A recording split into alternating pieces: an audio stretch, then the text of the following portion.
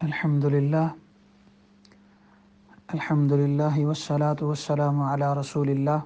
اما بعد بسم اللہ الرحمن الرحیم۔ ہمارا ترجمہ و تفسیر قرآن مقدس سے پہلے یہ جو دوسری کلاس ہے، اس کا موضوع ہے قرآن مجید کے فضائل احادیث مبارکہ کی روشنی میں۔ حضور سرور دو عالم نور مجسم صلی اللہ علیہ وآلہ وسلم نے ارشاد فرمایا، جس گھر میں روزانہ سورہ بقرہ پڑھی جائے وہ گھر شیطان سے محفوظ رہتا ہے اور جنات کی بیماریوں سے بھی محفوظ رہتا ہے۔ دوسری حدیث مبارکہ حضور علیہ السلام نے ارشاد فرمایا، قیامت کے دن سورہ بقرہ اور سورہ آل عمران ان لوگوں پر سایہ کریں گی اور ان کی شفاعت کریں گی جو دنیا میں قرآن مقدس کی تلاوت کرنے کے عادی تھے۔ تیسری حدیث پاک آپ نے ارشاد فرمایا، جو شخص آیت الکرسی صبح اور شام اور سوتے وقت پڑھ لیا کرے تو اس کا گھر انشاءاللہ جلنے سے، آگ لگنے سے اور اس کا گھر چوری ہونے سے محفوظ رہے گا۔ سورہ فاتحہ اگر ایک بار پڑھیں گے تو قرآن مقدس کے 10 پارے پڑھنے کا ثواب حاصل ہوگا، 2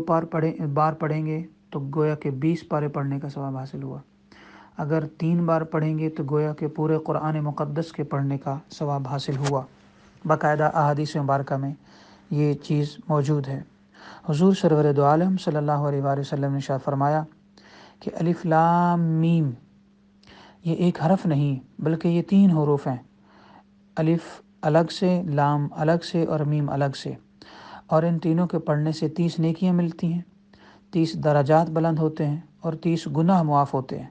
لہٰذا جو مسلمان قرآن مقدس کا ایک ایک حرف اور پھر لفظ، پھر آیات اور پھر صفحات، پھر رکوع، پھر صورتیں، پھر پارے پڑھتا ہے تو رب کائنات اسے اسی طرح ثواب عطا فرماتا ہے۔ قرآن مقدس کی ایک فضیلت آقا علیہ السلام نے یہ بھی بیان فرمائی کہ یہ اللہ تعالیٰ کو عربی زبان بڑی محبوب اور پسند ہے۔ یہی وجہ ہے کہ قرآن مقدس عربی زبان میں نازل کیا گیا۔ میں آپ کو بتاؤں، آج اگر ہمیں اپنے بچے کی بولی پیاری لگتی ہے اور ہم اس کی طرف اٹریکٹ ہو جاتے ہیں اور اس سے پیار کرتے ہیں، ہمیں مینا و طوطے کی بولی پیاری لگتی ہے کہ وہ ہماری زبان بول سکتے ہیں، ہمیں کوئل کی بولی اگر پیاری لگتی ہے کہ وہ ہمارے دلوں کو لبھا جاتی ہے، ہمیں اگر کسی کی سر اچھی لگتی ہے تو ہم اس کی طرف مائل ہو جاتے ہیں، تو آپ اندازہ کریں وہ بولی، وہ زبان اور وہ الفاظ جو اللہ تعالیٰ کے نبی صلی اللہ علیہ وآلہ وسلم کے ہیں، جن الفاظ کے محبوب ہونے کی وجہ سے اللہ نے انہی کی زبان میں قرآن مقدس نازل کیا، تو آپ اندازہ کریں کہ اللہ تعالیٰ کو وہ قرآن کتنا پیارا ہوگا۔ یہی وجہ ہے کہ ہمیں حکم ہے کہ قرآن مقدس ترجمہ و تفسیر کے ساتھ پڑھو تو بہت بڑی فضیلت کی بات ہے، اور اگر خدا نخواستہ ترجمہ و تفسیر کے ساتھ پڑھنا میسر نہ ہو، یعنی کہ کوئی صاحب علم شخصیت آپ کو سمجھانے والی نہ ہو خدا نخواستہ، تو صرف قرآن کے الفاظ پڑھو تب بھی اجر سے خالی نہیں ہوگے۔ تو یہ حدیث پاک ان لوگوں کے لیے بہت بڑی دلیل ہے جو لوگ یہ کہتے ہیں کہ قرآن پاک کو صرف ترجمہ و تفسیر کے ساتھ پڑھنا ہی فائدہ مند ہے، باقی پڑھنا جو ہے وہ اس کی اتنی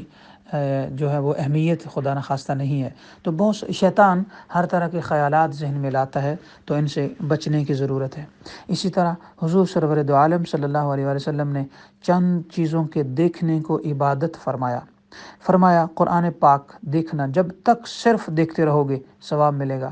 کعبہ معظمہ جب تک دیکھتے رہو گے عبادت میں رہو گے، والدین کے چہرے جب تک دیکھتے رہو گے عبادت کا ثواب ملتا رہے گا، علماء حقہ جو باعمل علماء ہیں ان کے چہرے جب تک تکتے رہو گے تو ثواب ملتا رہے گا، شہید کا چہرہ جب تک دیکھتے رہو گے تو ثواب ملے گا۔ تو یہ وہ چیزیں ہیں، یہ وہ ہستیاں ہیں جن کو دیکھنا عبادت ٹھہرا، مگر ان کے اندر ایک قرآن پاک جو ہے اس کا پہلا نمبر ہے کہ قرآن پاک کو اگر نہیں پڑھتے، صرف آیات قرآنیہ آپ تکتے رہتے ہیں، تو تب بھی آپ کے نامہ اعمال میں ثواب لکھا جاتا رہتا ہے۔ کتنی خوبصورت بات ہے جو اللہ رب العالمین نے ہمیں سمجھائی اور آقا علیہ السلام نے بھی ہمیں سمجھائی۔ ایک اور حدیث پاک حضور علیہ السلام نے ارشاد فرمایا، جو شخص ہر رات سورہ واقعہ پڑھا کرے انشاءاللہ اسے کبھی بھی فاقہ نہیں ہوگا۔ ایک اور حدیث پاک آقا علیہ السلام نے ارشاد فرمایا کہ جو شخص سورہ یاسین اول دن میں دوپہر سے پہلے پڑھنے کا عادی ہو، یعنی فجر کے بعد پڑھ لی، اشراق کے وقت پڑھ لی، 11 بجے پڑھ لی، یا دن 12 سے پہلے پہلے، یا سورج جب وقت مکروہ پر جاتا ہے تو اس سے پہلے پہلے اگر پڑھ لی، تو آقا علیہ السلام شاہ فرماتے ہیں اس کی ساری حاجتیں پوری ہوتی ہیں۔ اور اسی طرح فرمایا سورہ یاسین پڑھنے سے اللہ تعالیٰ تمام گناہ معاف فرماتا ہے اور مشکلیں حل کر دیتا ہے، اور اس کو بیماروں پر بھی پڑھا کرو، یہ آقا علیہ السلام کا فرمان ہے۔ وہ بیمار ضروری نہیں کہ جو مرنے سے پہلے والا بیمار ہے، اس بیمار سے مراد ہے آج کل تو سورہ یاسین یہ جو ہارٹ کے ٹریٹمنٹ ہے اس پر پڑھی جا رہی ہے، سورہ یاسین کو کینسر کے لیے پڑھا جا رہا ہے، سورہ یاسین کو جتنے بھی سائیکو پیشنٹس ہیں ان کو ٹھیک کرنے کے لیے اور سکون دینے کے لیے پڑھا جا رہا ہے۔ اسی طرح سر سے لے کر پاؤں تک، یعنی ہیڈ ٹو فٹ جتنی بھی بیماریاں ہیں ان بیماریوں کی درستگی کے لیے سورہ یاسین کا پڑھنا یا پھر قرآن مقدس یعنی سورہ یاسین کا سننا، یہ باعث ثواب بھی ہے، باعث عبادت بھی ہے، اور یہ قرآن تھراپی جو ہے یہ آپ کے ہر طرح کی پریشانیوں کو دور کرنے کا سبب بھی ہے۔ یہ حدیث سے بھی ثابت ہوا اور سائنٹیفکلی بھی ثابت ہو چکا ہے۔ اسی طرح آقا علیہ السلام نے شاہ فرمایا کہ سوتے وقت جو بندہ مسلمان مومن مرد یا عورت سورہ کافرون پڑھنے کا عادی ہو، چاہے ایک بار پڑھ لے، تو وہ کبھی بھی کفر پر نہیں مرے گا، اس کا خاتمہ بالایمان ہوگا۔ اسی طرح ایک اور حدیث پاک آقا علیہ السلام نے شاہ فرمایا سورہ فلق اور ناس پڑھنے سے آندھیاں اور اندھیرے اور پریشانیاں جو ہیں وہ مسلمان ان سے مومن محفوظ رہتا ہے، اور فرمایا کہ جو ان کو پڑھنے کا عادی ہو اور اس عادت کو ہمیشہ کے لیے اپنا لے تو اللہ تعالیٰ اسے جادو ٹونوں کے شر سے محفوظ فرماتا ہے، اور اگر جادو ٹونا کو کرے اور اثر ہو بھی جائے تو اس کے نقصانات سے اللہ تعالیٰ اسے میکسیمم محفوظ فرماتا ہے۔ اور اس کی پہلی سورہ ہے سورہ فاتحہ، اس کے بارے آقا علیہ السلام شاہ فرمایا یہ سورہ تو سورۃ الشفا ہے، یہ انسان کو ظاہری باطنی طور پر شفا عطا فرماتی ہے۔ اسی طرح اور بہت ساری احادیث مبارکہ ہیں۔ ایک اور حدیث پاک میں آقا علیہ السلام کے پیارے صحابی سیدنا عبداللہ ابن مسعود رضی اللہ تعالیٰ عنہ ارشاد فرماتے ہیں کہ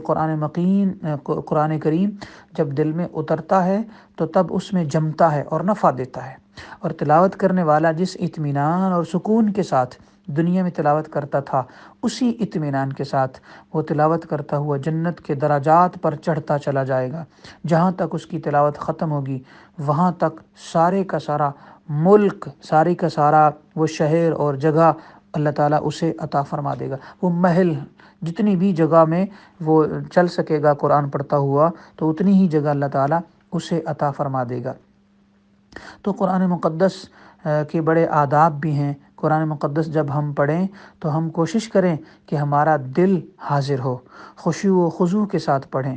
اور اس کو سنیں۔ اسی طرح اس انداز سے پڑھیں کہ ہمیں رقت آ جائے، آنکھوں سے آنسو جاری ہو جائیں، کیونکہ یہی آقا علیہ السلام کی سنت بھی ہے۔ اگر معنی سمجھ میں نہ آئیں تو یہ سمجھ کر تلاوت کریں ہم کہ یہ وہی الفاظ ہیں جو ہمارے نبی صلی اللہ علیہ وسلم پڑھا کرتے تھے، حضور علیہ السلام کے صحابہ و اولیاء اور علماء دین پڑھا کرتے تھے۔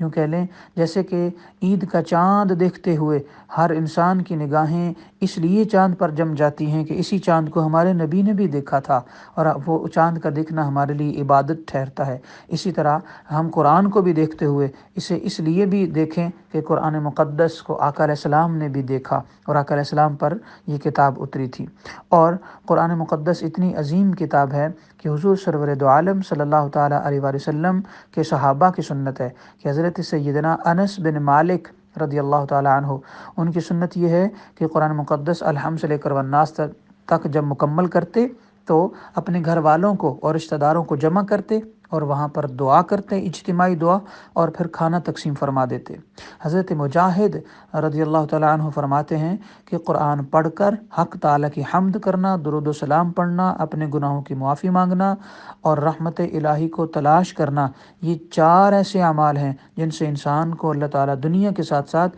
دین میں اور آخرت میں بھی برکت عطا فرما دیتا ہے۔ اور قرآن مقدس اتنی عظیم کتاب ہے کہ آقا صلی اللہ تعالیٰ علیہ وآلہ وسلم شاہ فرمایا، جو قرآن کے ساتھ محبت کرے گا، قرآن پاک اس کی دنیا میں بھی اور آخرت میں بھی عزت کو قائم رکھے گا۔ حتیٰ کہ فرمایا جو سورہ اخلاص کو ساتھ محبت کرتا ہے اور پڑھتا ہے، تو جب مسلمان قبر میں جائے گا تو سورہ اخلاص جہنم کی آگ اور مومن کے بیچ میں ڈھال بن جائے گی۔ لہٰذا ان احادیث مبارکہ کو سامنے رکھتے ہوئے ہم اس نتیجہ پر پہنچتے ہیں کہ ہمیں قرآن پڑھنا چاہیے، قرآن دیکھنا چاہیے، قرآن پاک سننا چاہیے، اس کا ترجمہ و تفسیر بھی سننا چاہیے، جو کہ ہمارے لیے دنیا کے ساتھ ساتھ دنیاوی بیماریاں دور ہونے کے ساتھ ساتھ ہمیں خوشیاں ملنے کے ساتھ ساتھ مینٹلی اور ذہنی طور پر، روحانی طور پر سکون ملنے کے ساتھ ساتھ ہماری آخرت اور بخشش کا بھی قرآن مقدس سبب ہے۔ آپ کو ایک آخری حدیث پاک سنا کے اجازت چاہتا ہوں،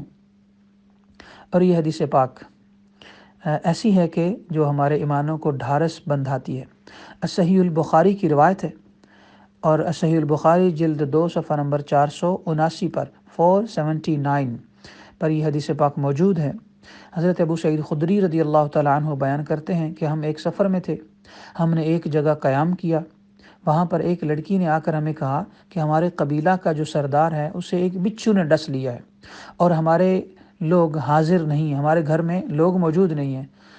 جو اس کا حل کر سکے، تو کیا تم میں سے کوئی شخص دم کر سکتا ہے؟ ہم میں سے ایک شخص یعنی ایک صحابی تھے، وہ ان کے ساتھ گئے اور اسے انہوں نے دم کیا، اور جب دم کیا تو وہ سردار تندرست ہو گیا۔ اس سردار نے اس صحابی کو 30 بکریاں دیں، انعام کے طور پر دیں،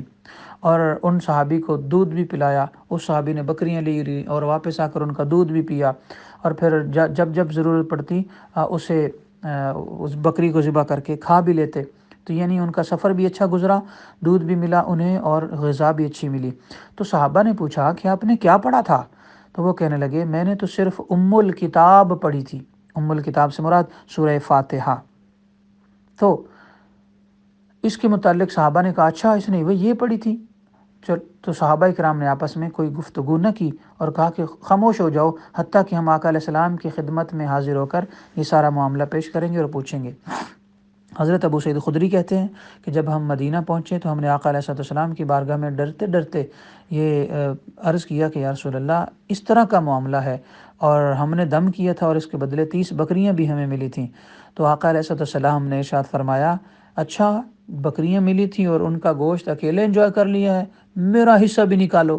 یہ الفاظ ہیں حدیث پاک کے۔ آقا علیہ السلام تبسم فرما رہے تھے، اللہ کا شکر ادا کر رہے تھے اور عرض کر رہے تھے، فرما رہے تھے میرا حصہ بھی نکالو۔ تو صحابی دوڑ کر گھر میں گئے اور جا کر بکری کا جو لیگ پیس ہے وہ بھنا ہوا تھا وہ لے کر آئے، اور آقا علیہ السلام نے اسے تناول بھی فرمایا اور اللہ کا شکر بھی ادا کیا کہ یا اللہ تیرا شکر ہے، میرا قرآن نہ صرف آخرت کے لیے ہے بلکہ قرآن تو شفا بھی ہے، قرآن تو دکھوں کا مداوع بھی کرتا ہے۔ تو اس حدیث مبارکہ سے ہمیں بہت ساری چیزیں پتہ چلتی ہیں کہ قرآن مقدس کی سورہ فاتحہ سورۃ الشفا بھی ہے۔ دوسرا یہ پتہ چلا کہ قرآن مقدس پڑھ کر دم کرنے کی اجرت لینا بھی جائز ہے۔ پھر اس سے یہ پتہ چلا کہ قرآن مقدس اور کتب دینیہ جو ہیں وہ سیل کرنا، ان کی خرید و فروخت کرنا بھی جائز ہے۔ جس طرح کے لوگ قرآن مقدس کو یعنی قرآن پاک ہمیں دیتے ہیں اور ہم انہیں ہدیہ کرتے ہیں تو یہ اس طرح کرنا بھی جائز ہے۔ تو یہ چند احادیث مبارکہ ہیں۔ اگلے